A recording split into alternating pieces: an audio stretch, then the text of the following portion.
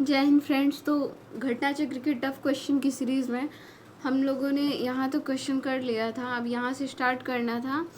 लगभग मैंने इसके पहले वाले वीडियो में इतना कवर कर रखा था। 28 नंबर क्वेश्चन से देखना है। स्वदेशियों की भावना से ओतप्रोत भारत के चरमपंथी राष्ट्रवादी आंदोलन काल के संदर्भ में निम्नलिखित में से कौन सा कथन जो है वो सही नहीं है। तो इसका हो जाएगा ए, लियाकत हुसैन ने बारिशाल के मुस्लिम किसानों के आंदोलन में उनका नेतृत्व किया। ये जो है ये सही नहीं है, क्योंकि नेतृत्व तो अश्विनी कुमार दत्त ने किया था। फिर नेक्स्ट हम देखेंगे स्वदेशी आंदोलन के संबंध में निम्न में से कौन सा कथन सही नहीं है। तो डी हो जाएगा, यह बंगाल तक ही सीमित रहा। ये सही नहीं है, ये पूरे देश में इसका प्रचार किया गया था। फिर नेक्स्ट है स्वदेशी आंदोलन के संदर्भ में निम्नलिखित कथनों पर विचार कीजिए। इसने देसी शिल्पकारों के कौशल तथा उद्योगों को पुनर्जीवित करने में योगदान दिया था। स्वदेशी आंदोलन के एक अवयव के रूप में राष्ट्रीय शिक्षा परिषद की स्थापना हुई थी। तो इसका जो दोनों आंसर जो होगा सही हो जाएगा, ये दोनों सही हो जाएगा। उसके बाद हम नेक्स्ट चैप्टर में पढ़ेंगे कांग्रेस का बनारस, कलकत्ता एवं सूरत अधिवेशन में जो भी टफ क्वेश्चन दिख रहा है वो सॉल्व करेंगे। तो मुझे तो लग रहा है इसमें सारे ऑनलाइनर ही दिए हैं। एक क्वेश्चन है, देखिए, निम्नलिखित में से कौन दादा भाई नौरोजी के विषय में सत्य नहीं है। तो इसका जो राइट आंसर हो जाएगा डी, वे ब्रिटिश पार्लियामेंट के सदस्य के रूप में उदारवादी पार्टी के टिकट में चुने गए थे। तो इसका गलत है, क्योंकि उदारवादी पार्टी के टिकट में चुने गए थे। दादा भाई नौरोजी के विषय में कौन सा एक कथन असत्य है। तो उन्हें 4 बार भारतीय राष्ट्रीय कांग्रेस की अध्यक्षता की थी। तो गलत है, क्योंकि उन्होंने सिर्फ 3 बार, कितनी बार, तो 3 बार की थी। 1886, 1893 और 1906 में कुल 3 भारतीय राष्ट्रीय कांग्रेस के अधिवेशन की अध्यक्षता उन्होंने किया था। फिर नेक्स्ट क्वेश्चन है, 1907 के कांग्रेस वार्षिक अधिवेशन की अध्यक्षता रास बिहारी बोस ने की थी। इस अधिवेशन में कांग्रेस ने 2 गुटों चरमपंथी नरमपंथी में विभाजित हुआ था। 1916 में वार्षिक अधिवेशन जो है वार्षिक अधिवेशन में 2 गुट चरमपंथी और नरमपंथी का विलय हो गया और इस अधिवेशन की अध्यक्षता एसपी सिन्हा ने की थी। तो पहला दूसरा तो सही है, लेकिन तीसरा गलत है, क्योंकि जो 1916 का लखनऊ अधिवेशन हुआ था उसकी अध्यक्षता अंबिका चरण मजूमदार ने किया था। तो ये वाला जो है ये गलत होगा, बाकी पहला दूसरा सही है। उसके बाद हम देखेंगे नेक्स्ट चैप्टर पढ़ेंगे हम, नहीं एक क्वेश्चन है, 1907 में सूरत में भारतीय राष्ट्रीय कांग्रेस के विभाजन का मुख्य कारण क्या था। तो इसका हो जाएगा अंग्रेजी सरकार के साथ नरमपंथियों की वार्ता करने की क्षमता के बारे में चरमपंथियों पर विश्वास का अभाव। तो ये जो है बी ऑप्शन जो है इसमें क्या है कि सूरत में भारतीय राष्ट्रीय कांग्रेस के विभाजन का मुख्य कारण क्या था। तो कारण यही बी ऑप्शन। अब देखेंगे मुस्लिम लीग का गठन, इसमें हम टफ क्वेश्चन देख लेते हैं कौन कौन से हैं। तो कथन कारण के पहले ही क्वेश्चन मिल गया कि लीग ने कांग्रेस के मुस्लिम जनता के साथ मिलकर उद्देश्य पूर्ति में अधिकार को मानने से मना कर दिया। वैसा अधिकार अकेली मुस्लिम लीग का ही था। तो ए तो सही है, परंतु जो गलत है वो है बी। देखिए क्या, लीग ने कांग्रेस की मुस्लिम जनता के साथ मिलकर उद्देश्य पूर्ति लगाने के अधिकार को मानने से इनकार कर दिया, क्योंकि लीग अपने मुसलमानों को प्रतिनिधित्व करने वाली एकमात्र संस्था मानती थी। तो इसमें क्या है, ए सही है ना, कि इनकार कर दिया, मानने से क्या कर दिया था, इनकार कर दिया था। किससे, तो लीग ने कांग्रेस की मुस्लिम जनता के साथ। यहाँ क्या दिया, लीग ने कांग्रेस के मुस्लिम, ये तो सही है, लेकिन वैसा अधिकार अकेली मुस्लिम लीग का ही था। तो ये क्योंकि लीग अपने मुसलमानों का प्रतिनिधित्व करने वाली एकमात्र संस्था थी। उसके बाद हम नेक्स्ट देखेंगे भारतीय स्वाधीनता संघर्ष के संदर्भ में निम्नलिखित में से कौन सा कथन सही नहीं है। तो सी हो जाएगा, 1906 में गठित अखिल भारतीय मुस्लिम लीग ने बंगाल के विभाजन और अलग निर्वाचक समूह बनाए जाने का प्रबल विरोध किया। तो इसका 9 का सी हो जाएगा, ये सही नहीं है। 1906 में जो गठित अखिल भारतीय मुस्लिम लीग ने बंगाल में विभाजन और अलग निर्वाचक समूह बनाए जाने का प्रबल विरोध जो है वो नहीं किया था।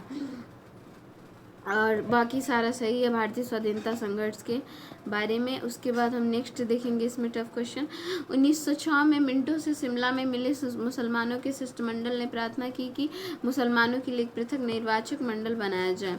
अब मार्ले मिंटो में कौन सा है जो टफ क्वेश्चन बन रहा है, ये हमें लग रहा है राष्ट्रीय आंदोलन की अवधि जिस घटना में मतभेद के बीच हुई वह जिसने अंततः देश का विभाजन कराया था। विधानसभाओं में मुसलमानों के लिए पृथक निर्वाचन क्षेत्रों का स्थानों का आरक्षण। फिर उसके बाद हम नेक्स्ट चैप्टर दिल्ली दरबार और राजधानी में परिवर्तन में देखेंगे। इसमें टफ क्वेश्चन सारे वन लाइनर ही हैं। लखनऊ अधिवेशन में भी सब वन लाइनर फैक्ट ही हैं, क्योंकि हमारे सब टफ क्वेश्चन देखना है, इसलिए मैं नहीं लूँगी वो सारे क्वेश्चन जो ऑलरेडी सॉल्व हो जाते हैं। ये देखिए 1916 के लखनऊ अधिवेशन में कौन सा मुख्य दूरगामी परिणामी वाला निर्णय था? तो मुस्लिम लीग की पृथक निर्वाचन क्षेत्र। अब वहीं पे 9वां क्वेश्चन दिया है कि 1916 के लखनऊ के कांग्रेस अधिवेशन के विषय में असत्य क्या है? अंबिका चरण मजूमदार ने इसकी अध्यक्षता जो है वो नहीं की थी, तो ये गलत है क्योंकि इन्होंने तो किया था। फिर होम रूल लीग आंदोलन में देखेंगे टफ क्वेश्चन कौन सा है, तो इसमें बन रहा है यहाँ पे कि इस अधिवेशन में होम रूल समर्थक अपने राजनीतिक शक्ति का सफलता प्रदर्शन कर सकें। तो ये था पहला क्वेश्चन कांग्रेस का लखनऊ अधिवेशन। उसके बाद है होम रूल आंदोलन जो है भारत के स्वतंत्रता संग्राम में नए चरण के आरंभ का घोतक था, तो यह देश के सामने सुशासन का एक ठोस योजना रखा था। उसके बाद हम देखेंगे यहाँ पे एनी बेसेंट के बारे में। एनी बेसेंट जो है होम रूल आंदोलन प्रारंभ करने के लिए उत्तरदायी थी, तो पहला सही है। फिर है थियोसॉफिकल सोसाइटी की संस्थापिका थी हैं, तो थियोसॉफिकल सोसाइटी की जो संस्थापिका थी वो मैडम ब्लॉडवेटस्की और कर्नल अलकाट ने किया था, तो दूसरा गलत है। और ये एक बार अध्यक्ष नहीं, तो सी 1 और 3 सही हो जाएगा। उसके बाद हमारा नेक्स्ट चैप्टर है गांधी व उनके प्रारंभिक आंदोलन में देखेंगे जो भी टफ क्वेश्चन बनने वाले हैं। तो ये सारे तो वन लाइनर है। किस कॉलेज में इन्होंने पढ़ाई की थी? तो श्यामलाल दास। ये सारा इजी है, 1 से 2 बार जो घटना चक्र किया है इसको वन लाइनर आराम से हो जाता है। जो टफ क्वेश्चन होता है वही नहीं हो पाता है। ये है 28। निम्नलिखित में से मोहनदास करमचंद गांधी के लिए किसके लिए सर्वाधिक जाने जाते हैं? ये देखिए यहाँ से, तो इसमें हम देखेंगे कि जो मोहनदास करमचंद गांधी थे सर्वाधिक जाने जाते थे, तो भारतीय स्वतंत्रता को प्राप्त करने के लिए निष्क्रिय विरोध करने के लिए सर्वाधिक जाने जाते थे। और उसके बाद तो कथन वगैरह तो ठीक ही है। महात्मा गांधी के राजनीतिक जीवन पर निम्नलिखित घटनाओं का कालक्रम क्या है? तो चंपारण 1917 में हुआ था, खेड़ा 1918 में फरवरी मार्च में हुआ था, और अहमदाबाद जो मिल था वो फरवरी और मार्च में, और वही खेड़ा 1918 में हुआ था मार्च में। असहयोग 1920-22 में, तो बी ऑप्शन हो जाएगा सही, 1 2 3। उसके बाद है इसको कालक्रम बताना है। Roulette act. रोलेट एक्ट कब आया था? 1919 में आया था। चंपारण 1917, खेड़ा 1918 और अहमदाबाद जो है फरवरी मार्च 1918 में। पहला सत्याग्रह कौन था? तो चंपारण। अब देखिए यहाँ पे महात्मा गांधी के बारे में सही कौन सा है? तो डी ऑप्शन देखिए। उन्होंने प्रारंभिक शिक्षा राजकोट से प्राप्त की, बिल्कुल सही है। कस्तूरबा के साथ उनका विवाह 13 वर्ष की आयु में, ये भी सही है। उन्होंने विधि का अध्ययन इनर टेम्पल लंदन में किया, ये भी सही है। और वे रेस्किन की पुस्तक अनटू दिस लास्ट सर्वाधिक प्रभावित थे। उसके बाद हम देखेंगे महात्मा गांधी ने कहा था कि उनके कुछ सबसे गहन धारणाएं अनटू दिस लास्ट नामक पुस्तक में प्रतिबिंबित हुए हैं, और इस पुस्तक में उनके जीवन को बदल डाला। यह पुस्तक का संदेश क्या था? महात्मा गांधी को बदल डाला, तो बी ऑप्शन। व्यक्तियों का कल्याण सबके कल्याण में निहित है। उसके बाद यहाँ पे टफ क्वेश्चन कौन सा गांधी के संदर्भ में कौन सा सही है? तो डी। इसको पढ़ने पे सारा इजी क्वेश्चन तो हम बिल्कुल नहीं लेंगे, वरना इसी घटना चक्र को सॉल्व करने में कई घंटे लग जाएंगे। भारतीय इतिहास के संदर्भ में वाइकोम सत्याग्रह के संबंध में कौन सा कथन सही है? यह अस्पृश्यता और जातिगत भेदभाव के विरुद्ध एक सत्याग्रह था। महात्मा गांधी ने इस सत्याग्रह में भाग लिया। क्या इसमें सही है? तो दोनों ही सही है, बिल्कुल जातिगत वाला ही था ये। उसके बाद हम देख रहे हैं नेक्स्ट क्वेश्चन, सारा देखिए वन लाइनर ही क्वेश्चन है, जो कि घटना चक्र से पढ़ने पे आसानी से क्वेश्चन ये बन जाते हैं। गांधीवादी अर्थव्यवस्था के विषय में निम्नलिखित कथनों में से कौन सा सही नहीं है? तो वे यूएसए में मशीनीकरण के पक्षधर में नहीं थे, तो ये गलत है क्योंकि समर्थन गांधी जी करते थे। एम.के. गांधी के अनुसार अस्पृश्यता का सामाजिक आर्थिक सुधार संपन्न किया जा सकता है, तो उनके लिए कुटीर उद्योग को स्थापित करके क्या करके? तो उनके लिए कुटीर उद्योग को स्थापित करके किया जा सकता है। उसके बाद नेक्स्ट देखते हैं। डॉक्टर राजेंद्र प्रसाद ने महात्मा गांधी को चंपारण आने तथा कृषकों की समस्या को जांच करने के लिए राजी किया था। चंपारण जांच में आचार्य जेबी कृपलानी महात्मा गांधी के सहयोगी थे, तो बी हो जाएगा क्योंकि राजकुमार शुक्ल ने उनको क्या किया था? जांच करने के लिए कहा था, न कि डॉक्टर राजेंद्र प्रसाद थे। उसके बाद हम नेक्स्ट देखते हैं यहाँ पे निम्नलिखित में से कौन सा चंपारण सत्याग्रह के संबंध में सही नहीं है? तो इसमें हो जाएगा डी। यह प्रथम आंदोलन था जिसमें एम के गांधी संपूर्ण भारत के स्तर पर आरंभ किए थे। तो ये जो डी है वो गलत है क्योंकि सीमित क्षेत्रीय था इसका। उसके बाद हम नेक्स्ट देखेंगे, खेड़ा के किसानों के पक्ष में महात्मा गांधी के सत्याग्रह संगठित करने का क्या कारण था। तो इसका हो जाएगा अकाल पड़ने के बावजूद प्रशासन में भू राजस्व की उगाही स्थगित नहीं की थी। प्रशासन का यह प्रस्ताव था कि गुजरात में अस्थायी बंदोबस्त लागू कर दिया जाए। तो इसका जो राइट आंसर हो जाएगा वो हो जाएगा ए, केवल 1। उगाही स्थगित नहीं की थी, तो केवल 1 सही है। और प्रशासन का यह प्रस्ताव गुजरात में अस्थायी, ये दूसरा गलत है। तो यहाँ पे हमारे ये भी हो गया। अब नेक्स्ट हम देखेंगे किसान आंदोलन व किसान सभा, इससे बनने वाले टफ क्वेश्चन सिर्फ देखेंगे। नाई धोबी बंद सामाजिक बाइकॉट का एक स्वरूप था जो 1919 में किसानों द्वारा प्रतापगढ़ जिले में चलाया गया था, ये सही है।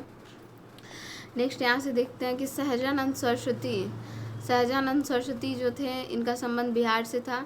खुदाई खिदमतगार ये NWFP। और इसके बाद स्वामी रामानंद हैदराबाद, अब्दुल हमीद जो थे वो दूसरा दक्षिणी असम। उसके बाद है अवध के एका आंदोलन का उद्देश्य क्या था। तो लगान की नगद में परिवर्तन, ये डी ऑप्शन। उसके बाद हमारा जो टफ क्वेश्चन बनता है क्योंकि मैंने इसको सॉल्व नहीं किया अभी। उसके बाद 23 नंबर क्वेश्चन है कि बारदोली सत्याग्रह जो है वो सरदार वल्लभ भाई पटेल भारतीय किसान संस्थान, तो इसका हो जाएगा NG रंगा। बंगाल प्रजा पार्टी फजूल हक और बर्खास्त संघर्ष स्वामी श्रद्धानंद सरस्वती। बंगाल के तिभागा किसान आंदोलन की क्या मांग थी। बंगाल के तिभागा किसान आंदोलन की क्या मांग थी। तो इसका जो राइट आंसर हो जाएगा वो जमींदारों की हिस्सेदारी को फसल के आधे भाग से कम करके 1/3 करना, मतलब आधा दिया जाता था उसको कम करके 1/3 करना, इसका मांग था। उसके बाद नेक्स्ट देखेंगे। नेक्स्ट हमारा जो चैप्टर है वो है ट्रेड यूनियन एवं साम्यवादी दल का। तो इसमें हमारा जो टफ क्वेश्चन है वो देख लेते हैं, सब वन लाइनर फैक्ट ही है।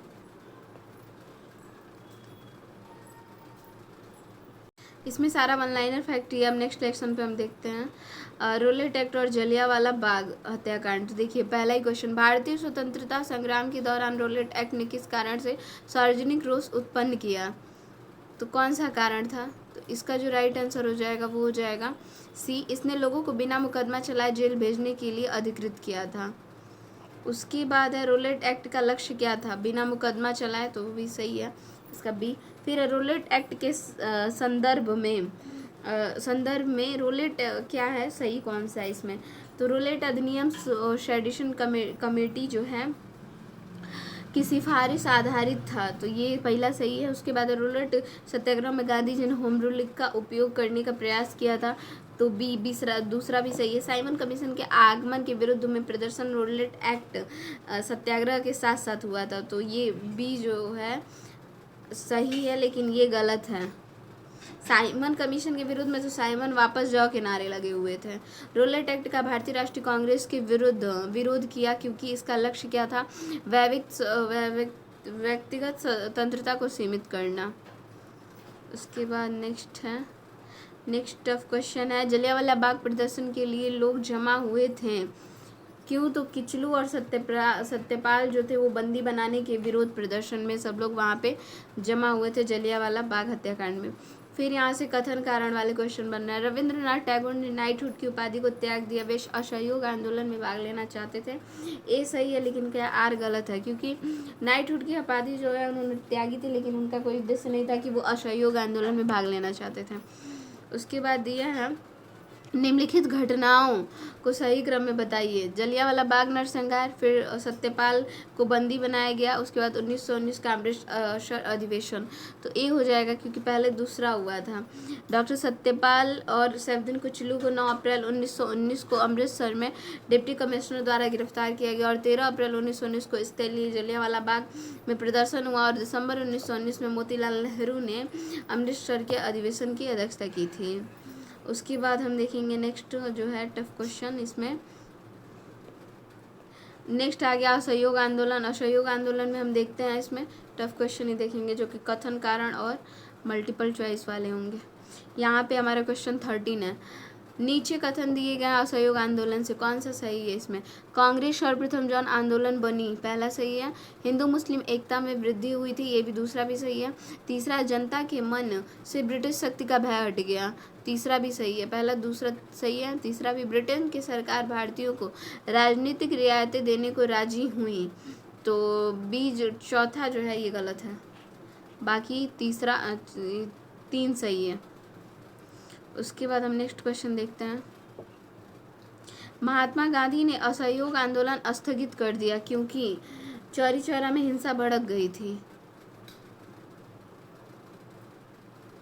फिर नेक्स्ट क्वेश्चन नंबर 30, असहयोग आंदोलन के स्थगन संबंधी घटनाओं का सही क्रम क्या है? चौरा चौरी में पुलिस का जो कांड हुआ था वो 4 फरवरी 1922 को हुआ था। उग्र भीड़ द्वारा पुलिस थाना को जलाना, गांधी जी द्वारा आंदोलन को स्थगन और गांधी जी की गिरफ्तारी। तो इसका राइट आंसर हो जाएगा ए, पहला दूसरा तीसरा चौथा लाइन से हुआ था। पहले गोली हुई, गोली चलाए पुलिस वाले, तो फिर उसके बाद जो भीड़ थी वो उग्र हो गई और उसने थाने को ही जला दिया। उसके बाद गांधी जी ने क्या आंदोलन को वापस लिया और फिर गांधी जी की गिरफ्तारी हो गई थी। उसके बाद की घटनाएं फिर है कि घटनाओं को सही क्रम में बताइए। चौरा चौरी कांड कब हुआ था? 4 फरवरी 1922 को। असहयोग कब हुआ था? 12 फरवरी 1922 को। बारदोली कब हुआ था?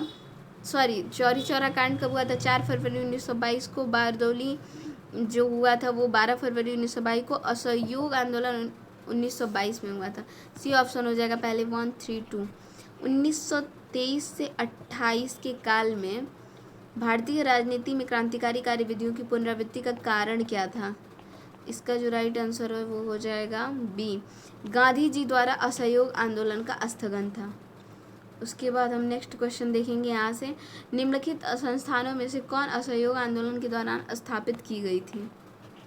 कौन सी स्थापित की गई थी? तो सी हो जाएगा, तीनों ही। काशी विद्यापीठ, गुजरात विद्यापीठ और जामिया मिल, ये तीनों ही की गई थी, लेकिन काशी हिंदू विश्वविद्यालय नहीं थी।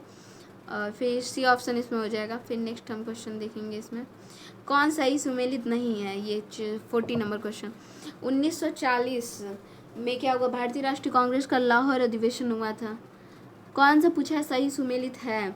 राजगुरु को फांसी 1931 को दी गई थी, ये यही सही है, बाकी सारा गलत है, क्योंकि भारतीय राष्ट्रीय कांग्रेस का जो लाहौर अधिवेशन था वो 1929 में हुआ था। राजगुरु को फांसी 23 मार्च 1931 को दी गई भगत सिंह, सुखदेव और राजगुरु के साथ में। असहयोग आंदोलन का जो प्रारंभ है वो 1 अगस्त 1920 को हुआ था और 22 में इसको वापस लिया गया था और अप्रैल 1919 में रॉलेट सत्याग्रह आया था। रॉलेट को 1920 यहाँ दिया गया, तो गलत है। एक कथन के क्वेश्चन है, महात्मा गांधी द्वारा 1922 में असहयोग आंदोलन स्थगित कर दिया गया था। इस स्थगन का CR दास ने मोतीलाल नेहरू द्वारा विरोध किया गया था। बी सही है, ए आर दोनों सही है और इसकी व्याख्या नहीं करते। विरोध कर दिए तो मतलब विरोध किए, क्योंकि ये नहीं है, तो इस पर ध्यान देना। कथन के क्वेश्चन वैसे भी बहुत पूछ रहा है। नेक्स्ट हमारा जो चैप्टर आ रहा है स्वराज पार्टी का गठन 1923, इसमें देखेंगे पहला क्वेश्चन निम्न है जो कि भारत में स्वराज पार्टी की स्थापना निम्नलिखित कारणों में से एक अथवा अधिक के लिए की गई थी। कब? तो इसमें गांधी जी द्वारा असहयोग आंदोलन वापस लेना, स्वराज पार्टी की स्थापना, तो हाँ पहला सही है। फिर एक काउंसिलों में प्रवेश कर तथा उन्हें काम न देकर 1919 के भारत शासन अधिनियम का उच्छेदन करना, दूसरा भी सही है। ब्रिटिश सरकार का दमन, ये गलत है। भारतीयों द्वारा इस आशय की अनुभूति कि उन्हें प्रशासन का अनुभव प्राप्त करना चाहिए, तो ये गलत है। दूसरा और तीसरा गलत है, पहला और दूसरा सही है। पहला और दूसरा सही है, तीसरा और चौथा गलत है। उसके बाद नेक्स्ट हम देखेंगे स्वराज पार्टी के गठन से संबंधित थे कौन कौन? तो CR दास थे और मोतीलाल नेहरू थे। सुभाष चंद्र बोस और जवाहरलाल नेहरू नहीं थे, मोतीलाल नेहरू थे। उसके बाद एक क्वेश्चन यहाँ से इम्पोर्टेंट है, यहाँ पे क्रोनोलॉजी ऑर्डर में बताना। लखनऊ समझौता कब हुआ था? 1916 में हुआ था। स्वराज दल की स्थापना कब हुई थी? 1923 में। जलियांवाला बाग हत्याकांड कब हुआ था? ये 1919 में हुआ था। बाल गंगाधर तिलक की मृत्यु 1920 में। इसका राइट आंसर हो जाएगा पहला आएगा, फिर तीसरा आएगा। पहले मतलब लखनऊ समझौता 1916, फिर जलियांवाला 1919 में, और फिर तिलक की मृत्यु आएगी जो कि चौथा है। कब? 1920 में। स्वराज दल की स्थापना 1923 में। उसके बाद नेक्स्ट हम देखेंगे नेक्स्ट हमारा जो इसमें टफ क्वेश्चन है वो है ये, निम्नलिखित में से किन लोगों ने 16 दिसंबर 1922 को इंडिपेंडेंस पार्टी बनाने का निर्णय लिया था? तो किसने लिया था? तो इसका हो जाएगा डी 2 और 4, मदन मोहन मालवीय ने और मोतीलाल नेहरू ने लिया था। स्वराज पार्टी बना, इंडिपेंडेंट पार्टी को स्वराज पार्टी कहते हैं 1923 का। उसके बाद नेक्स्ट हमारा जो है वो है साइमन कमीशन आ गया 1927 में। इसमें टफ क्वेश्चन ये है दूसरा, साइमन कमीशन के आने के विरुद्ध भारतीय जन आंदोलन क्यों हुआ था? इसका राइट आंसर है कि साइमन कमीशन में कोई भी भारतीय सदस्य नहीं था। इसे मतलब सिर्फ श्वेत भी बोलेंगे, श्वेत कमीशन कहा गया था, गोरों का था ये, सिर्फ अंग्रेजी थे इसमें। फिर कांग्रेस ने साइमन आयोग का बहिष्कार किया था। साइमन आयोग में एक भी सदस्य भारतीय नहीं था। AR दोनों से इसकी व्याख्या भी ये करता है। फिर नेक्स्ट हम देखेंगे कि साइमन कमीशन के संबंध में कौन सा कथन जो है वो सही उत्तर है, सही बताना है इसमें। इसकी नियुक्ति जो है 1919 एक्ट के क्रियान्वयन की पूछताछ के लिए की गई थी, तो पहला सही है। इसके अध्यक्ष सर जॉन साइमन थे, ये भी सही है। उसने संघीय प्रकार की सरकार के लिए संस्तुति की थी। भारतीय नेताओं ने इसका विरोध किया था। डी ऑप्शन जो है वो सही है, उपयुक्त सभी। फिर नेक्स्ट देखेंगे इसमें हम साइमन कमीशन की सिफारिशों के संदर्भ में निम्नलिखित में से कौन सा कथन सही है? इसका जो राइट आंसर है ए, इसने प्रांतों में द्वैध शासन को उत्तरदायी सरकार द्वारा प्रतिस्थापित करने की संस्तुति की थी। तो साइमन कमीशन की सिफारिशों के संदर्भ में निम्नलिखित में से कौन सा कथन सही है? तो ये पहला ही सही है, द्वैध शासन और उत्तरदायी सरकार द्वारा प्रतिस्थापित करने की संस्तुति की थी। उसके बाद हम देखेंगे इसमें 1928 में लाहौर में लाला लजपत राय के नेतृत्व में साइमन कमीशन का विरोध आयोजित किया गया था। तो ये तो सही है, साइमन कमीशन में एक भी भारतीय सदस्य शामिल नहीं था। हाँ, तो ये इसी के कारण तो हुआ था। तो AR दोनों सही है, व्याख्या भी करता है। उसके बाद है नेक्स्ट क्वेश्चन कि निम्नलिखित में से किसने सर्वप्रथम भारत के लिए औपनिवेशिक स्वराज की मांग की थी? तो सी सर तेज बहादुर सप्रू और जयकर ने। उसके बाद नेक्स्ट है निम्नलिखित भारतीय स्वतंत्रता आंदोलन के काल के संदर्भ में नेहरू रिपोर्ट में निम्नलिखित में से किस किस अनुशंसा की गई थी? इसका जो हो जाएगा 2 और 3 हो जाएगा, क्योंकि अल्पसंख्यक हेतु आरक्षित स्थानों के लिए संयुक्त निर्वाचन क्षेत्र, संविधान में भारतीयों के लिए मौलिक अधिकारों का प्रावधान। दूसरा और तीसरा सही है, जबकि पहला जो इसमें है नहीं होगा, पहला इसमें नहीं होगा। फिर हम नेक्स्ट देखेंगे 1928 में जो इंडिपेंडेंस फॉर इंडिया लीग का गठन हुआ था उसमें संबंधित कौन कौन लोग थे? तो सी जवाहरलाल नेहरू और Subhash Chandra Bose, independence for India league. उसके बाद है नेहरू रिपोर्ट की अध्यक्षता की एक कमेटी द्वारा तैयार किया गया था, इसका विषय क्या था? सी मोतीलाल नेहरू द्वारा नेहरू रिपोर्ट को तैयार किया गया था, भारत में संवैधानिक व्यवस्थाएं इसका जो विषय था। उसके बाद यहाँ पे टफ क्वेश्चन खत्म होता है। नेक्स्ट हमारा चैप्टर है कांग्रेस का लाहौर अधिवेशन स्वराज प्रस्ताव 1929। इसमें हम देखेंगे जो एग्ज़ाम में आने वाले क्वेश्चन हैं। 15 नंबर क्वेश्चन है भारतीय राष्ट्रीय कांग्रेस का लाहौर अधिवेशन 1929 इतिहास में इसके लिए बहुत प्रसिद्ध है, क्योंकि इसलिए प्रसिद्ध है क्योंकि कांग्रेस ने पूर्ण स्वराज की मांग का एक संकल्प पारित किया था। ये केवल वन ही होगा, उग्रवादी उदारवादियों के बीच झगड़ा ऐसा कुछ नहीं था, 2 राष्ट्र की मांग ये भी नहीं था, सिर्फ केवल वन ही हो जाएगा इसमें। उसके बाद एक क्वेश्चन ये है कि स्वतंत्रता आंदोलन के इतिहास में भारतीय राष्ट्रीय कांग्रेस का 1929 का अधिवेशन इसलिए महत्वपूर्ण है क्योंकि इस अधिवेशन में क्या हुआ था कि कांग्रेस के लक्ष्य पूर्ण स्वराज की प्राप्ति को स्वीकृति किया गया था, इसलिए जो 1929 का जो अधिवेशन हुआ था वो इम्पोर्टेंट था। उसके बाद हमारा जो यहाँ पे टफ क्वेश्चन इस लेसन में ख़त्म हुआ। नेक्स्ट लेसन हम देखते हैं इसमें सविनय अवज्ञा आंदोलन। इसमें हम देखेंगे क्वेश्चन नंबर 19 देखेंगे महात्मा गांधी द्वारा नमक आंदोलन वर्ष 1930 में चलाया गया। महात्मा गांधी का उद्देश्य था कि गरीबों को नमक मुफ्त में उपलब्ध कराना। ए तो सही है लेकिन आर गलत है। सी ए सही है परंतु आर गलत है। ये क्वेश्चन संस्कृति के टेस्ट सीरीज में सीधे कथन के क्वेश्चन यही घटना चक्र से बनते हैं। सविनय अवज्ञा आंदोलन के संदर्भ में कौन सा कथन सही है? तो इसमें दिया महात्मा गांधी को नमक कानून तोड़ने के विरोध में सजा नहीं दी गई थी, बल एकदम गलत है, इसी के विरोध में सजा दी गई थी। मदन मोहन मालवीय, देवदास गांधी और M.K. मुंशी नमक कानून तोड़ने पर सजा दी गई थी, तो बी तो सही है लेकिन ए गलत है, ए गलत है इसमें। गांधी को दांडी मार्च के संदर्भ में निम्नलिखित में से कौन सा कथन असत्य है? समुद्र के किनारे पहुंचकर गांधी जी ने नमक बनाया, ये जो है ये गलत है, असत्य है ये। दांडी मार्च में ये असत्य है। साबरमती आश्रम से दांडी ग्राम तक पहुँचे, ये भी सही है। और नमक कर का विरोध करना इसका विशेष प्रयोजन, ये भी है। ये पूरी तरह से पैदल मार्च था ये, लेकिन सी जो है ये गलत है। उसके बाद कौन सा कथन था कि जो महात्मा गांधी को दांडी यात्रा के विषय में असत्य है? वही कि इसमें था कि इसकी जो शुरुआत है वो 15 मार्च 1930 में की गई थी। मतलब जो दांडी यात्रा थी इसकी शुरुआत कब की गई थी? ये गलत है, लेकिन 15 मार्च 1930 को नहीं की गई थी। इसकी जो शुरुआत है वो 12 मार्च 1930 को की गई थी। 15 मार्च को नहीं, 12 मार्च 1930 को गांधी जी ने दांडी मार्च शुरू किया था, जो कि अपने साबरमती आश्रम अहमदाबाद से स्टार्ट हुआ था। और ये पैदल यात्रा था इनका, गांधी जी का। उसके बाद हम नेक्स्ट क्वेश्चन देखते हैं। नेक्स्ट है, भारतीय स्वाधीनता संघर्ष के दौरान रेड शर्ट्स के नाम से भी पहचाने जाने वाली खुदाई खिदमतगार ने आह्वान किया था तो किसका? पठान क्षेत्रीय राष्ट्रवादी एकता का और उपनिवेशवाद के विरुद्ध संघर्ष का। नेक्स्ट आ गया, गांधी और इरविन के बीच जो समझौता हुआ था, इससे बनने वाले जो भी टफ क्वेश्चन नंबर इसमें दिया है कि राउंड टेबल कॉन्फ्रेंस में भाग लेने के लिए कांग्रेस को आमंत्रित करना, गांधी इरविन समझौता।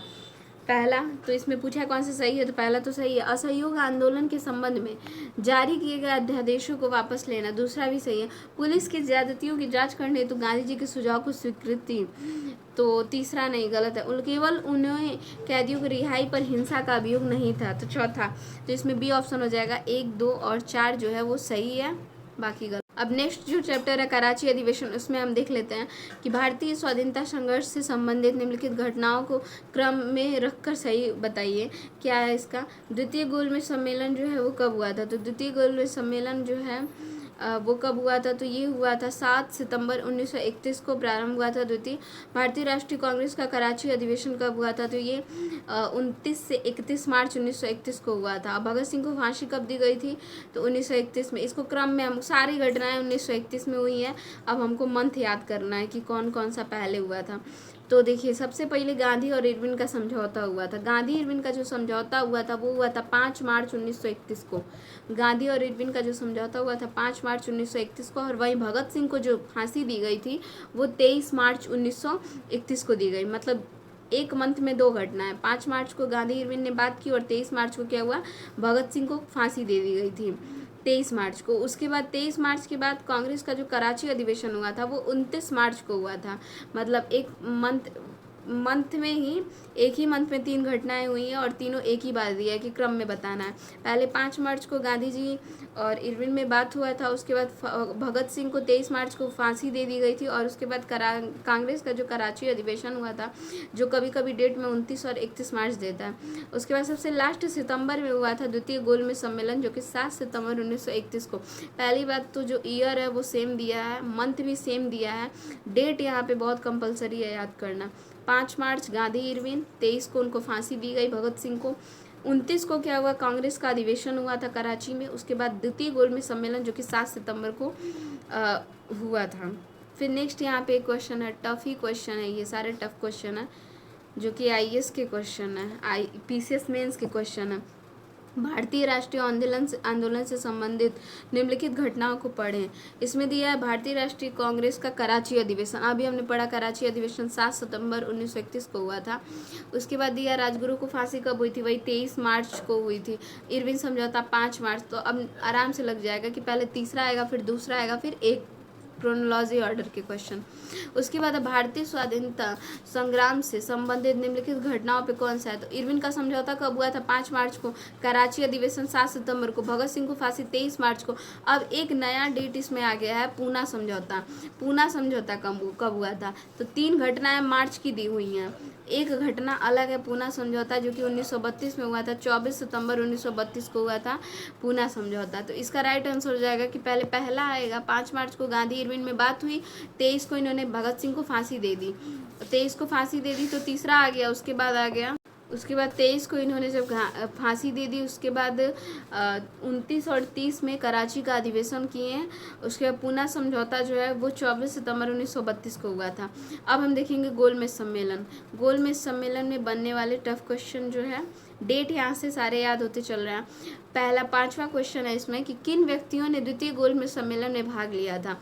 तो द्वितीय जब गांधी इरविन में बात हुई थी तो गांधी जी को बुलाया गया था द्वितीय गोलमेज सम्मेलन में भाग लेने के लिए। तो गांधी जी तो गए ही थे, तो पहला तो गांधी जी गए थे। गांधी जी के साथ कौन गया था? तो सरोजिनी नायडू गई थी और उनके साथ में मदन मोहन मालवीय भी गए थे। तो पहला, दूसरा और तीसरा जो है ये हो जाएगा कि ये गए थे।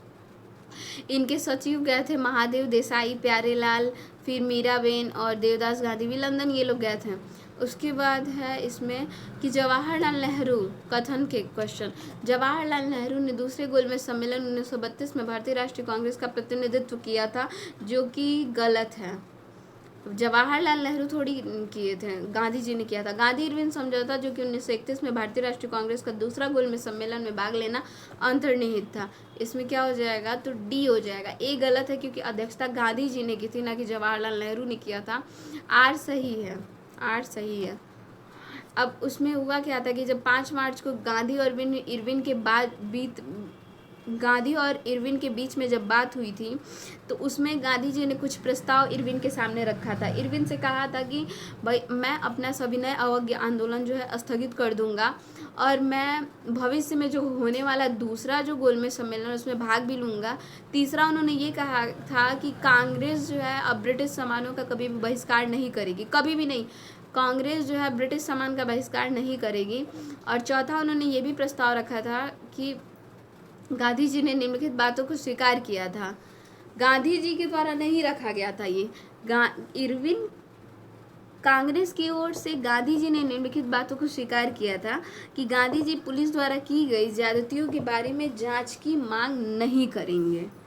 गांधी जी, देखिए चौथा इंपॉर्टेंट है कि गांधी जी पुलिस द्वारा की गई ज्यादतियों की मांग के बारे में जांच की मांग नहीं करेंगे। फिर है इसमें हम देखते हैं 21 1930 से 32 की अवधि में भारत और ब्रिटेन के राजनेताओं की लंदन में हुई बैठकों का प्रायः प्रथम, द्वितीय और तृतीय गोलमेज सम्मेलन के रूप में उल्लेख किया गया। उनका उसी रूप में उल्लेख गलत होगा क्योंकि ये 3 अलग अलग सम्मेलन नहीं थे, अपितु यह एक ही सम्मेलन की अवस्था थी जो 3 सत्रों में संपन्न हुई थी। उसके बाद यहाँ पे है कि निम्नलिखित कथनों पर विचार कीजिए। प्रथम गोलमेज सम्मेलन में डॉक्टर अंबेडकर ने दलित वर्ग के लिए अलग निर्वाचक मंडल की मांग रखी। पुनः पैक्ट में स्थानीय निकायों तथा सिविल सेवाओं में दलित वर्गों के प्रतिनिधित्व के लिए विशेष उपबंध रखे गए। तो इसका जो हो जाएगा ए। और फिर तीसरा है कि तृतीय गोलमेज सम्मेलन में भारतीय राष्ट्रीय कांग्रेस ने भाग नहीं लिया था, तो इसका हो जाएगा डी। 1 और 2, 3 बिल्कुल सही है। उसके बाद हमारा नेक्स्ट जो है चैप्टर है सांप्रदायिक पंचायत पूना पैक्ट 1932 का। इसमें हम देखते हैं कि सांप्रदायिक पंचायत में हम देखते हैं ब्रिटिश सरकार ने अगस्त 1932 में सांप्रदायिक पुरस्कार की घोषणा की। इसके तहत प्रत्येक अल्पसंख्यक समुदाय के लिए विधानमंडल में कुछ सीटें सुरक्षित की गई, जिसके लिए सदस्यों का चुनाव पृथक निर्वाचक मंडल से होता था। तो इसमें सही है पहला अगस्त। देखिए सांप्रदायिक में 1932 पुरस्कार की घोषणा अगर पूछे तो उसका दोनों सही भी और व्याख्या भी करता है। उसके बाद हम देखते हैं नेक्स्ट कि 1932 में महात्मा गांधी के मरणोपरांत उपवास प्रधानतया इसलिए किया गया कि रैमजी मैकडोनाल्ड ने सांप्रदायिक अतिनिर्णय कम्युनल अवार्ड की घोषणा की थी। तो इसका सी ऑप्शन हो जाएगा, सही है। किया गया इसलिए किया गया कि, तो सी ऑप्शन। उसके बाद है पूना पैक्ट ने कम्युनल अवार्ड के उद्देश्य को धराशायी कर दिया। उसके माध्यम से संसद में विधानसभाओं में अनुसूचित जातियों अनुसूचित जनजातियों की सीट आरक्षण का मार्ग प्रशस्त होगा। तो ए आर दोनों सही और सही व्याख्या भी है। तो ए आर दोनों सही है और सही व्याख्या भी है। पूना पैक्ट का मतलब ये धराशायी, थोड़ा कुछ वर्ड देख लेते हैं ना ताकि जब कथन कारण के क्वेश्चन बनेंगे तो घटना चक्र से ही, और वर्ड देखते ही समझ में आ जाए कि इसका ये व्याख्या करता है कि नहीं। तो इसमें है पूना पैक्ट ने कम्युनल वर्ड के उद्देश्य को धराशायी कर दिया। उसके माध्यम से संसद एवं विधानसभा में अनुसूचित जाति एवं जनजातियों की सीट आरक्षण का मार्ग प्रशस्त होता है। तो दोनों से ये व्याख्या भी करता है। उसके बाद हमारा जो नेक्स्ट है क्वेश्चन, हमारा क्वेश्चन है कांग्रेस सोशलिस्ट पार्टी से हम देखेंगे कौन से क्वेश्चन बन रहे हैं। कांग्रेस सोशलिस्ट पार्टी के संदर्भ में निम्नलिखित कथनों पर विचार कीजिए। इसने ब्रिटिश माल के बहिष्कार और करों के अपवंचन की वकालत की। यह सर्वहारा वर्ग का अधिनायकत्व अधिनायकत्व स्थापित करना चाहती थी। इसने अल्पसंख्यक तथा दलित वर्गों के लिए पृथक निर्वाचन क्षेत्र की वकालत की थी। तो इसका जो है डी, कौन सा सही है, तो इसमें डी हो जाएगा। कोई नहीं, इसको समझेंगे अच्छे से क्योंकि आ सकता है, IAS प्री का क्वेश्चन है, आ सकता है। तो देखिए इसमें पहला दिया क्या है कि इसने ब्रिटिश कांग्रेस सोशलिस्ट पार्टी जो थी, इसने ब्रिटिश माल के बहिष्कार और करों को अपवंचन की वकालत की। तो देखिए क्या है कि जो ये सोशलिस्ट पार्टी थी, इसने कभी भी ब्रिटिश उत्पादों तथा करों के बहिष्कार का समर्थन किया, ना कि करों का अपवंचन किया था। क्या किया था इसने? समर्थन किया था। उसके बाद दूसरा यहाँ पे क्या कह रहा है कि यह सर्वहारा वर्ग का अधिनायकत्व स्थापित करना चाहती थी। इसमें क्या है कि कांग्रेस सोशलिस्ट पार्टी के नेता समानता के आधार पर समाजवादी समाज की स्थापना, यहाँ पे समानता और वहाँ पे सर्वहारा वर्ग का अधिनायकत्व स्थापित करना इनका कोई लक्ष्य नहीं था। तो यहाँ पे ये भी क्लियर हो गया। तीसरा जो हमारा दिया है कि इसने अल्पसंख्यक तथा दलित वर्गों के लिए पृथक निर्वाचन क्षेत्र की वकालत की थी। तो ये भी गलत है, इसने ऐसा कुछ नहीं किया था, कोई वकालत नहीं की थी अल्पसंख्यक और दलित वर्गों के लिए। कांग्रेस सोशलिस्ट पार्टी ने कोई वकालत नहीं किया था। तो ये भी हो गया। फिर नेक्स्ट है हम देखेंगे कि कांग्रेस सोशलिस्ट पार्टी की स्थापना की गई थी 1934 में किसके द्वारा? जयप्रकाश नारायण आचार्य नरेंद्र देव द्वारा। उसके बाद हमारा एक टफ क्वेश्चन यहाँ पे है कि 1936 में हस्ताक्षरित बम्बई मैनिफेस्टो प्रत्यक्ष रूप से समाजवादी आदर्श के प्रतिपादन का विरोधी था। इसके समस्त भारत से वृहद व्यापारिक समुदाय का सहयोग मिला था। तो सी हो जाएगा। 1 व 2 दोनों। जो 1936 में हस्ताक्षरित बम्बई मैनिफेस्टो प्रत्यक्ष रूप से समाजवादी आदर्शों का प्रतिपादन का विरोधी था, और ये तो सही है, और इसको समस्त भारत में वृहद व्यापारिक समुदायों का सहयोग मिला था।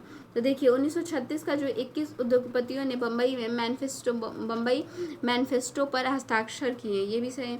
मैनिफेस्टो प्रत्यक्ष रूप से समाजवादी आदर्शों के प्रतिपादन का विरोधी था, तो सही है। जैसा कि नेहरू ने लखनऊ अधिवेशन में कहा था कि मैनिफेस्टो को वृहद व्यापारिक समुदाय का सहयोग भी मिला। तो अब हमारा जो नेक्स्ट है, क्योंकि बहुत ज़्यादा अभी बाकी है, प्रांतीय चुनाव और मंत्रिमंडल का गठन, इसको हम नेक्स्ट वीडियो में कवर करेंगे।